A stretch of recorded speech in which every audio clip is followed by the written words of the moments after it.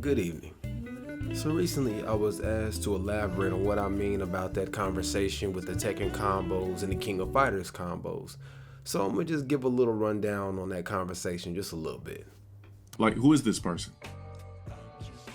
Okay, yeah, like I said, this is the same shit all the real Tekken players.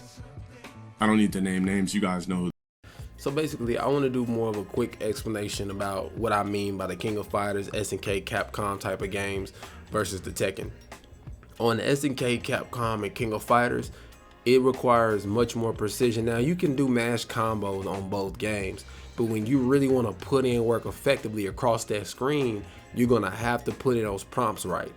Like, just being able to land a few attacks on somebody is a completely different thing versus when you put those prompts in and you link it together and they're stuck stagnant. Because when you mash on those games, yeah, you hit them multiple times, but they don't get put in a stun lock.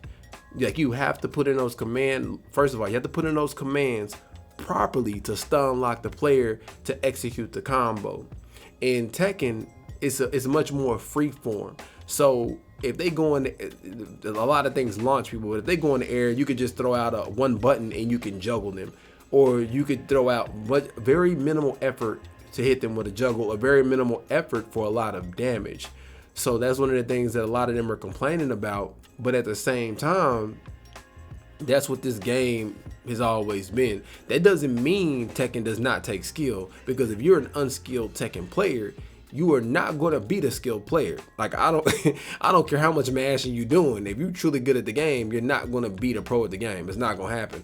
They already know what you're trying to do. They already know how to counter your moves. If your moves are coming out random, you're going to whiff. You're going to be looking crazy. Now, what they don't like is the fact that now they can be punished for trying to overwhelm an opponent, because that heat and that rage art is just like a real fight. If you think you could just overwhelm somebody in a real fight and they can't sneak a hook in there, catch you slipping or trip you, and then immediately turn the tide of a fight, you're wrong and mistaken.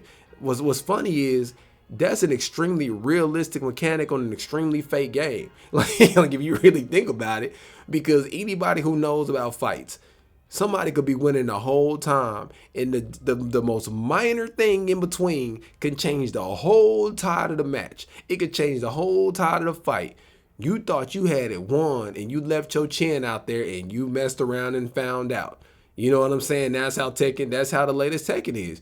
You came over there swinging and you thought you was just gonna bum rush somebody and they hit your ass with that R1. Or if you on PlayStation, isn't it the same? RB, yeah, RB and R1. Or you went over there thinking you were just gonna combo them up and you got smacked up with the rage art. Now you gotta pay the price for being reckless, not paying attention. And I feel like that's completely fair. Now, I think Tekken's modern, they did their modern a whole lot better because there is no automatic 50, 80% combos from pushing one button. The only thing that I'll give y'all is the modern controls where you should not be allowed to do anything beyond level 1 specials. You should not be allowed to do anything outside of level 1 combos. Anything that exceeds level 1, start going into level 2, and it's on the more expert side, you're gonna have to learn it how to get your maximum damage. Because you can win with level 1 if you're good enough with counters and all that. You really don't need all that special stuff. You just gotta be able to counter them. But the only problem with that is, as you counter them, you don't got all the punishment damage that you need to end the match without them downloading how you play. Because the longer they play you, the less that level 1 playstyle is gonna work. Now, it's not to say it's impossible. You know, if you're good enough at defense and all that, you can win like that without all those moves. But you also do not deserve the gratification of the hardest of the hard moves playing against the best of the best without having to really put in those command prompts. That should not be available. That's the only argument that I give them, and I'll say that is completely fair as far as the pro level. Or if you go to tournaments, you cannot use that mode. You cannot use the modern mode. Now, you can use it online, on rain, you can do that there, but any paid money competition, you shouldn't be able to use it, or it should be limited to level 1 only on the combos and specials, and then you can take it in the tournaments, because that's fair, because you've hindered half your move list. So you don't have 50% of the rest of your moves without putting the work in to learn them.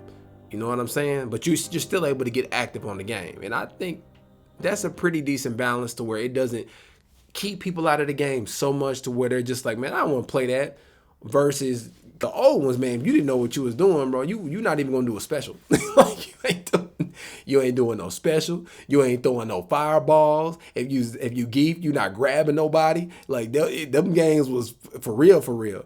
But we're gonna go ahead and continue. I just wanted to cover that in a brief video. Didn't want to make this a really long one. Didn't want to ramble.